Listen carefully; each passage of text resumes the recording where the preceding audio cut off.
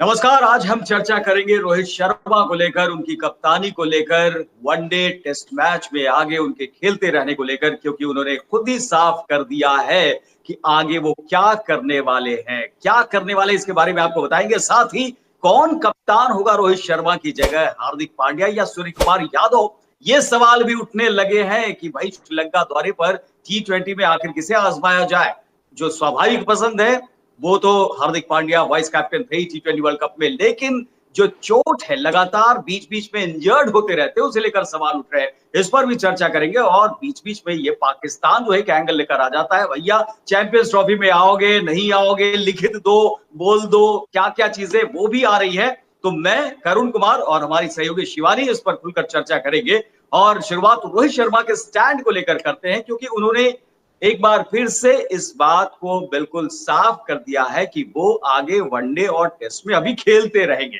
अभी उनमें इतनी क्षमता बाकी है, इतना पोटेंशियल है कि सिर्फ T20 को अलविदा कहा है, अभी वनडे में और टेस्ट मैच में खेलते रहना चाहते हैं। और जब ये बात उन्होंने कही तो जिन लोगों के सामने उन्होंने बात कही थी, वह ठहाके गूंजने लगे थे और सभी ये कह रहे थे, यानी कि कहीं ना कहीं ये मैसेज था कि भाई हम आपको दूर जाने की बात नहीं कर रहे थे, बस क्लियर कर देने की बात कर रहे थे। और सभी इस बात से काफी खुश भी दिखाई पड़े कि रोहित शर्मा जैसे जैसा खिलाड़ी, रोहित शर्मा जैसा कप्तान भारतीय टीम के साथ बहुत लंबे समय तक होना चाहिए। क्योंकि अभी अभी एक अमित मिश्रा का एंगल भी आया है शिवानी, और अमित मिश्रा ने कहा कि बहुत फर्क है विराट कोहली में और रोहित शर्मा में। विराट कोहली के साथ बहुत 14 साल से वो दोस्ती थी उनकी, और उन्होंने कब कप्तान बने तो वो बिल्कुल बदल गए। अब वो कप्तान की तरह एक बड़े खिलाड़ी के तौर पर, दुनिया के सबसे बड़े क्रिकेटर के तौर पर वो मिलने लगे, बहुत सारी औपचारिकताएं होने लगी।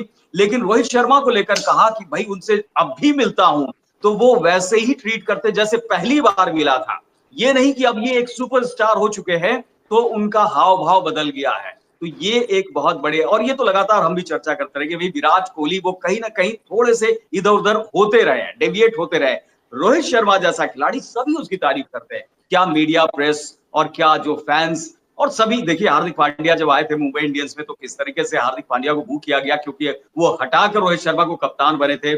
फिर जब भारतीय टीम में वापसी आई तो ऐसा लग रहा था कि बिल्कुल पैरों में आ गए हैं हार्दिक पांड्या रोहित शर्मा के, सरेंडर मोड में। और क्या उसके बाद खेल दिखाया हार्दिक पांड्या का, तो सब कुछ बदल गया। तो शिवानी, लगता नहीं है कि रोहित शर्मा का ये शानदार एरा चल रहा है और सभी फैंस ये उम्मीद करते हैं, ये मान के चल रहे हैं कि भाई अभी लंबा चलो, तुम T20 से हट गए लेकिन वनडे और टेस्ट मैच में अभी लगे रहो। अभी आगे चैंपियंस ट्रॉफी है, फिर वर्ल्ड टेस्ट चैंपियनशिप है फाइनल, और बीसीसीआई ने भी क्लियर कर दिया है कि भैया अभी T20 को अगर छोड़ दे तो रोहित शर्मा ही है कप्तान, भी रहेंगे अभी साथ में रहेंगे भी, और विराट कोहली भी यदा कदा, हालांकि उनकी चर्चा होती है, रोहित शर्मा की सबसे ज्यादा बात हो रही है।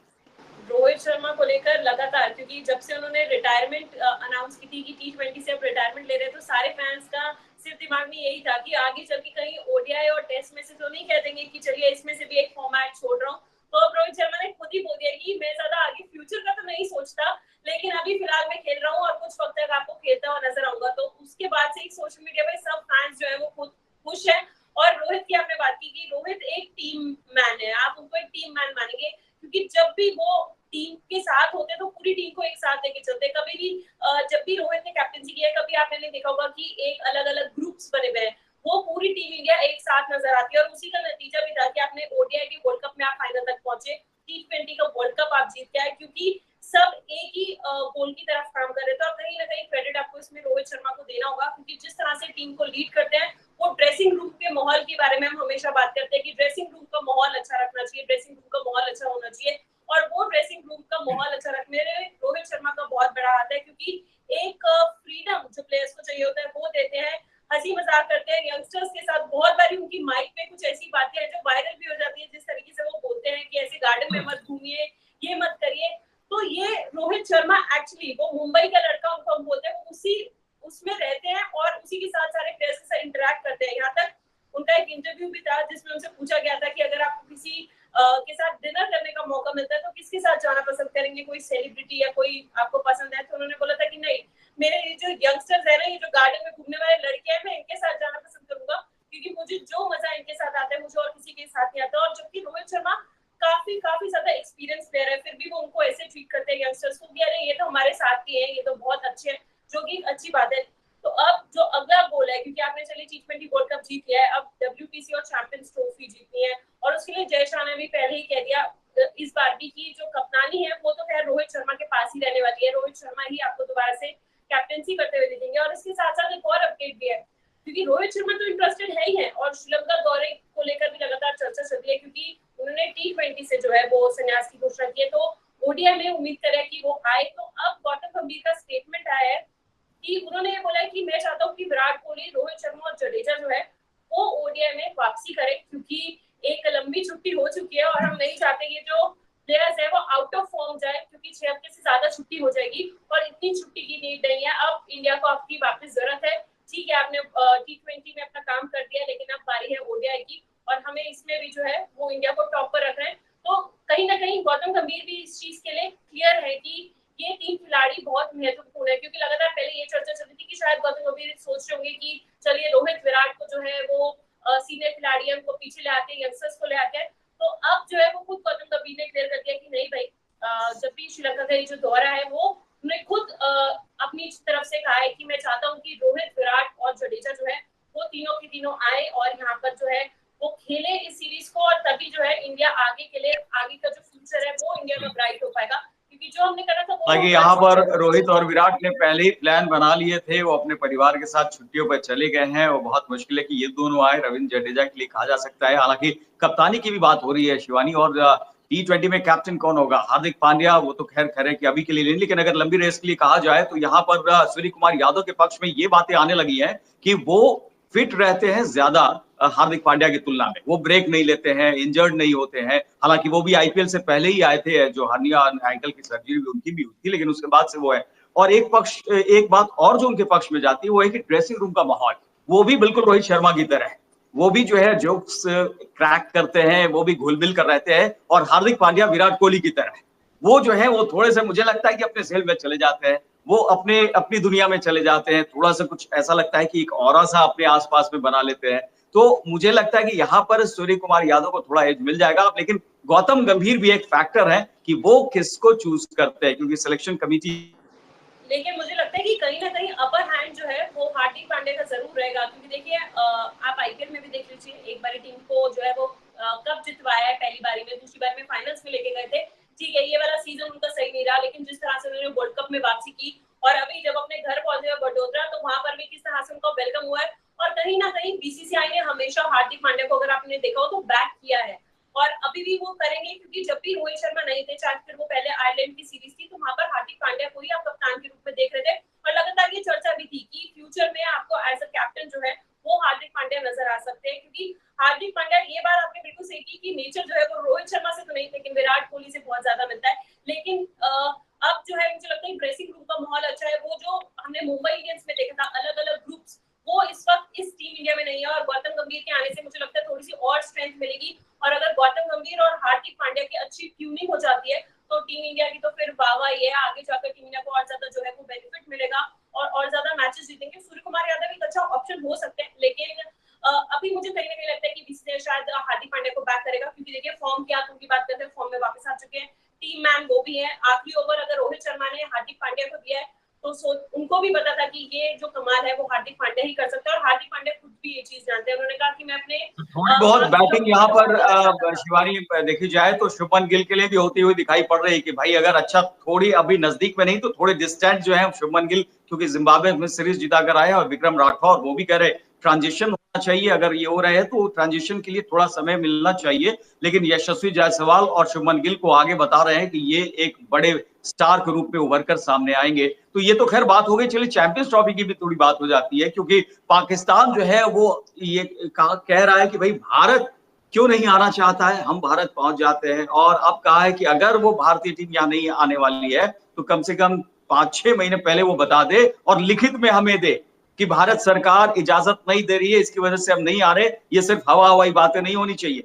पाकिस्तान बौखलाया हुआ है, वो समझ में नहीं आ रही। बहुत सारे लोग कह रहे हैं कि भाई भारत से एकदम अगर वो नहीं आता है तो खेलने के लिए बिल्कुल आईसीसी को बोल दो कि ऐसा नहीं हो सकता है। लेकिन फिर यही पाकिस्तान मान जाता है, तटस्थ देश में खेलने की बात कहता है, क्योंकि अगर भारत नहीं खेलेगा तो इसके पास जो भी पैसे आ रहे हैं, चाहे वो आईसीसी की तरफ से ही आ रहे हैं, वो नहीं मिलने वाला है। क्योंकि जो भारत अगर नहीं होगा तो फिर आपको वो पैसे नहीं मिलेंगे उस टूर्नामेंट को लेकर। जो भारत के होने से आता है। तो मुझे लगता है कि देर सवेर निश्चित तौर पर पाकिस्तान ये बात मानेगा, लेकिन ये दिखाना चाहता है कि नहीं, हम भी एक स्टैंड ले रहे हैं। बिल्कुल स्टैंड भी ले रहे हैं और कहीं ना कहीं पाकिस्तान बौखला चुका है। उनको समझ ही नहीं आ रहा कि अब कैसे इंडिया को बोले आने के लिए, क्योंकि प्यार से बोल के देख लिया, हर तरीके से उनको देख लिया, लेकिन इंडिया का अभी भी जो जवाब मिल रहा है वो यही है कि चैंपियंस के लिए भारत तो वहां नहीं जाएगा। हाइब्रिड मॉडल में अगर होता है तो भारत जरूर आपको चैंपियंस ट्रॉफी में खेलता हुआ दिखेगा, जिसके लिए पाकिस्तान अब ये भी कह रहा है कि नहीं, हाइब्रिड मॉडल भी नहीं चाहिए हमें, या तो आप यहाँ आइए लाहौर में अपने मैचेस के लिए, या फिर छोड़िए, क्योंकि 2026 में अगर भारत में वर्ल्ड कप होगा तो फिर हम भी नहीं आएंगे, हमारी भी उसके लिए ना है। तो मुझे कहीं ना कहीं लगता है कि ये जो जब आईसीसी के साथ मीटिंग होगी तो बाद में यही डिसीजन होगा कि हाइब्रिड मॉडल ही होगा, और चाहे यूएई में मैचेस हो या फिर श्रीलंका में मैचेस कराए जाएंगे, लेकिन भारत चैंपियंस ट्रॉफी में हिस्सा लेगा, लेकिन पाकिस्तान नहीं जाएगा। लेकिन जब वर्ल्ड कप दोबारा से अगर भारत में होगा तो पाकिस्तान की टीम जो है उनको आना पड़ेगा इंडिया, क्योंकि देखिए सिक्योरिटी रीजंस की वजह से इंडिया ने ये डिसाइड किया कि इंडिया नहीं जाएगा, और ये आज भी उस पर अड़े गए, क्योंकि गवर्नमेंट की तरफ से भी लगातार जितने भी सोर्सेज है वो भी यही बोलती है कि नहीं, अभी भी इंडिया और पाकिस्तान की कंडीशंस उतने अच्छे नहीं है कि हम अपनी टीम को वहां पर भेज दे, और इतना बड़ा रिस्क जो है वो ना तो बीसीसीआई उठाना चाहेगा ना इंडियन गवर्नमेंट उठाना चाहेगी। और कहीं ना कहीं मुझे लगता है कि इस चीज के लिए जो है वो पाकिस्तान को खुश होके ना खुश होके आखिर में उनको मानना ही पड़ेगा, क्योंकि अगर वो चाहते हैं कि भारत और पाकिस्तान के बीच में मैच हो, वो महामुकाबला अगर वो चाहते हैं, तो इसके लिए फिर उनको मानना पड़ेगा कि भारत की टीम जो है वो चाहे पाकिस्तान के बाहर खेले या कहीं पे भी खेले, एटलीस्ट वो चैंपियंस ट्रॉफी में खेल रही है। तो कहीं ना कहीं अपर हैंड भारत का ही है।